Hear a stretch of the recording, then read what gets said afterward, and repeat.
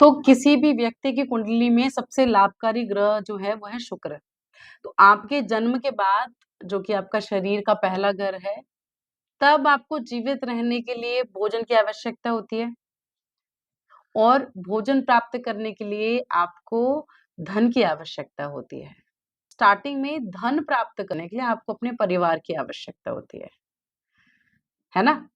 तो दूसरा भाव आपके भोजन, धन, परिवार, आपकी वाणी, आपका चेहरा, क्योंकि भोजन के लिए आपको मुँह की आवश्यकता होती है और कमाने के लिए आपको सामान्य रूप से बोलने की आवश्यकता होती है, ठीक है? इसलिए वृषभ प्राकृतिक दूसरा घर है और इस राशि का जो स्वामी है वो है शुक्र। इसलिए शुक्र को हम धन भी कहते हैं। शुक्र आपके जीवन में ऐश्वर्य, कंफर्ट को सिग्निफाई करता है। तो जहाँ पे भी शुक्र बैठता है ना, वहाँ पे आपको एक प्राउड होता है, आपको गौरव होता है उस पर्टिकुलर सिग्निफिकेशन को लेकर के। आप उस चीज़ को घमंड से दिखाते हैं। तो शुक्र बहुत नरम ग्रह है, सौम्य ग्रह है, पर वो चीज़ों को नष्ट और पुनर्जीवित भी कर सकता है क्योंकि उसके पास में संजीवनी विद्या है। तो शुक्र जो है वो जीविका है, इसलिए उसे वृषभ और तुला राशि प्राप्त हुई।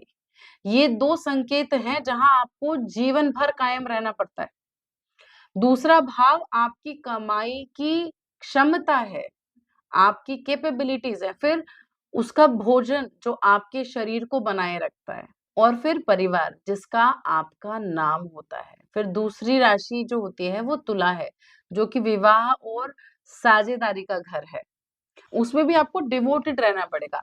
इसलिए आप अपनी फैमिली के लिए डिवोटेड होते हो, आप अपने स्पाउस के लिए डिवोटेड होते हो। तो जब भी शुक्र खराब होता है कुंडली के अंदर, आपकी वृषभ और तुला राशि जो है वो ऑटोमेटिकली खराब हो जाती है, फ्रिक्शन में आ जाती है। अगर उसको जुपिटर की 9th एस्पेक्ट मिल जाए तो वो बहुत हद तक अच्छी हो जाती है।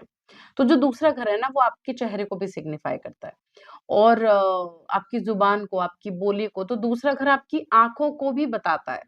इसलिए बहुत ज़रूरी है कि आप अपनी आँखों का थोड़ा ज़्यादा ध्यान रखो, क्योंकि आपकी आँखें अगर अच्छी रहेंगी तो आपका इनकम सोर्स, आपकी अर्निंग, आपका फूड, आप जो भी खाना खा रहे हो, वो सारी चीज़ें आपकी जो सर्वाइवल की चीज़ें ना, जो रिक्वायर्ड है, वो सारी चीज़ें ऑटोमेटिकली मैनेज हो जाएँगी, अच्छी हो जाएँगी। वो स्वचालित रूप से अच्छा होगा। तो दूसरा जो भाव है वो आपकी वाणी है, इसलिए हमेशा इस बात पर ध्यान दें कि आप जो भी चीज़ बोल रहे हो, वो आप किसी के लिए गॉसिप्स नहीं कर रहे, आप दूसरों के लिए हमेशा अच्छा बोल रहे हो। क्योंकि आप अच्छी बातें करोगे, आप जितना अच्छा दूसरों के लिए बोलोगे, बुरी बातें कम करोगे, उतना ही आप अपनी अर्निंग को इम्प्रूव करेंगे। वो धीरे-धीरे आप जो भी फूड खाओगे ना, वो eventually it will come out. हम जो खाते हैं, हम वैसे होते जाते हैं, राइट? वैसे हमारा विचारधारा बन जाती है, वैसे ही हमारी आसपास का वातावरण बनता जाता है। इसलिए सेकंड हाउस बहुत इम्पोर्टेंट है।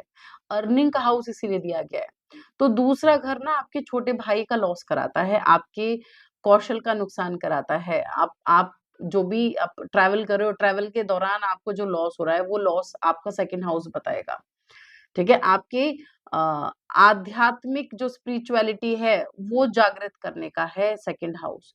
तो और दूसरा भाव आपकी माँ की आशाएँ भी है। इस उनकी आपकी मदर की इच्छाएँ हैं, आपकी मदर की डिज़ायर है। तो दूसरे भाव से आपकी माता के बड़े बहन-भाई को भी हम देखते हैं। दूसरे घर के की अच्छी स्थिति होगी, जो दूसरे घर का स्वामी है वो अच्छी पोज़ीशन में बैठा होगा।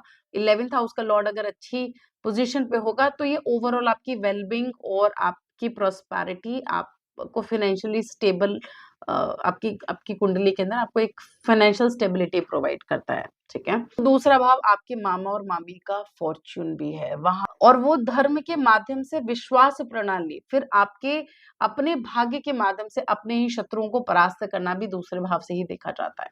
उदाहरण के लिए 6th का लॉर्ड यानी छठे का स्वामी दूसरे घर में आकर के बैठ जाए और वृश्चिक लग्न की कुंडली है, तो दूसरे घर में है, तो वो व्यक्ति जन्मजात लड़ाकू होगा और वो अपनी वाणी से दुश्मनों को हराएगा। अपने स्वस्थ उसकी जितनी भी हेल्थ इश्यूज होंगे ना, और ऋण होंगे, उनको वो उनसे वो आसानी से उबर जाएगा।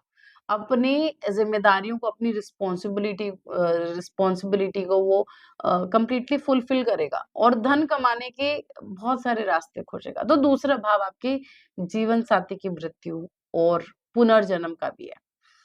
इस भाव से आपके जीवन साथी के साथ जितने भी अकाउंट्स हैं, जॉइंट अकाउंट्स जो है ना आपके और आपके पार्टनर के, वो देखे जाते हैं। आपके जीवन साथी की किसी भी प्रकार की कोई भी सर्जरी हो रही है, कोई भी हेल्थ ट्रबल आ रहा है, वो हम दूसरे भाव से देखेंगे, राइट?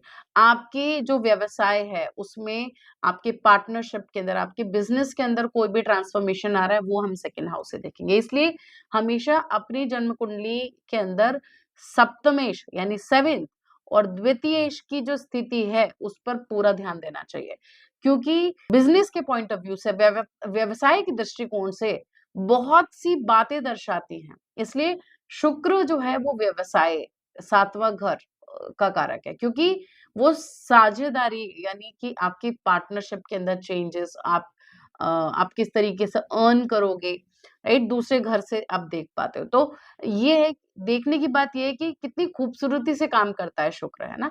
आपके दूसरे भाव से आपकी लीनेज, आपके पार्टनर के थ्रू मिला हुआ जो प्रॉपर्टी है वो भी देखा जाता है।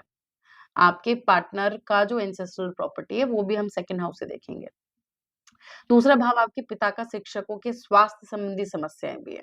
आप कर्ज मुक्त हैं नहीं, तो अब आपका जो दूसरा भाव है, आपके धर्म और विश्वास प्रणाली के शत्रु भी आपके दूसरे घर से देखे जाएंगे। दूसरा भाव आपके बॉस के बच्चे और शिक्षा भी है, और दूसरा भाव आपके आराम, आपके बड़े भाइयों की खुशी, बड़े बहन भाई की खुशी और आपकी मानसिक स्थिति का भी है। उनकी मानसिक स्थिति का भी है। तो आपके जो बड़े बहन-भाई हैं, वो कितना पीसफुल हैं, वो कितने शांति प्रिय हैं, ये आपके बड़े बहन-भाई का घर है।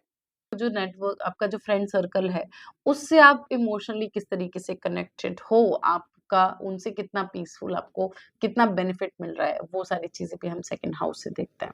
दूसरा भाव यह है कि वो आपके जीवन में कितना प्रयास करती है। अब ये इस पर निर्भर करता है कि ये आपकी कुंडली में किस तरीके से आपको दिख रहा है। मतलब एक्चुअल में बहुत सारे डिफरेंट पहलू हैं, जिस पर हम, जैसे कि ये नक्षत्र पर भी निर्भर करता है कि आपके दूसरे घर में कौन-सा नक्षत्र आ रहा है, ठीक है? कोई दूसरे घर का स्वामी उच्चस्थ स्थिति में है या नीचस्थ स्थिति में है, या फिर कोई उच्च का ग्रह आके दूसरे घर में बैठा हुआ है। ठीक है, तो ये बहुत सारी चीज़ें हैं, बहुत सारी लेयर्स हैं, उस वो बहुत, उसका बहुत मैटर करेगा। अगर दूसरे घर के अंदर राहु, केतु, शनि या मंगल जैसे अशुभ ग्रह आ जाते हैं, तो ऐसा कहिए, तब आपके अंदर ना बहुत स्वार्थी गुण हो जाएँगे। आप पैसा कमाने और बचाने दोनों के अंदर प्रॉब्लम आएगी आपको। ये ऐसे लोग होंगे जिसके अंदर थोड़ी कंजूसी आ जाती है। अगर मंगल, राहु बहुत खर्चा करवाते हैं, ठीक है? तो जातक के लिए धन बचाना कठिन हो जाता है अगर दूसरे भाव के अंदर कोई मैलेफिक प्लैनेट आ जाता है। अगर केतु आ जाता है, तो केतु क्या करेगा? केतु की जो नेचर है वो मुझे चाहिए ही नहीं है, मुझे रिक्वायरमेंट ही नहीं है। वो सारी चीज़ें आपकी सेकंड हाउस के अंदर आएगी अगर केतु आ जाता है। तो ऐसे लोग जो होंगे ना जिनके दूसरे घर में केतु होगा, वो आधा खा के रख देते होंगे, पूरा नहीं खाना खा पाते होंगे, उनके दाँतों के बीच में गैप होगा। अब चंद्रमा जैसा अगर उच्च ग्रह आ जाता है जो कि भौतिक चीज़ों का भी कारक है, चंद्रमा फूड का कारक है ना, तो सेकंड हाउस टॉरस के अंदर आके चंद्रमा उच्च का हो जाता है, क्योंकि चंद्रमा इटसेल्फ इज़ फूड और दूसरा घर जो है वो खाने का है। तो बहुत एक्साइटेड, बहुत अच्छा गुड फूड एन्जॉय करने वाले होते हैं जिनके सेकंड हाउस में मून आता है, राइट? तो राहु जो है, अगर राहु आ जाए तो राहु वाणी के माध्यम से आपको प्रसिद्धि देगा, आपको फेम प्रोवाइड करेगा। बुध, बृहस्पति अगर दूसरे घर में आते हैं तो वो अच्छा करेंगे। शुभ और अशुभ ये दोनों ग्रहों के मिक्स्ड रिजल्ट्स पे डिपेंड करता है कि वो आपकी कुंडली के अंदर अच्छा प्रभाव डालेंगे या बेकार प्रभाव डालेंगे। तो आज का जो टॉपिक था वो यही था। अब जिसका भी कोई सवाल है या कोई भी मैसेज है, वो आप कमेंट सेक्शन में बता सकते हैं। या मुझे उम्मीद है कि आपको ये वीडियो अच्छा लगा, आपको ये इन्फॉर्मेशन अच्छा लगा। इससे पहले मैंने जो वीडियो शेयर किया है वो शुक्र की स्टोरी है, वो शुक्र और बृहस्पति की स्टोरी है। सो आई वांट कि आप वो स्टोरी सुने ताकि आपको एक और बेटर क्लैरिटी आए, राइट? तो नेक्स्ट वीडियो तक के लिए take care. Okay, so that's all for today.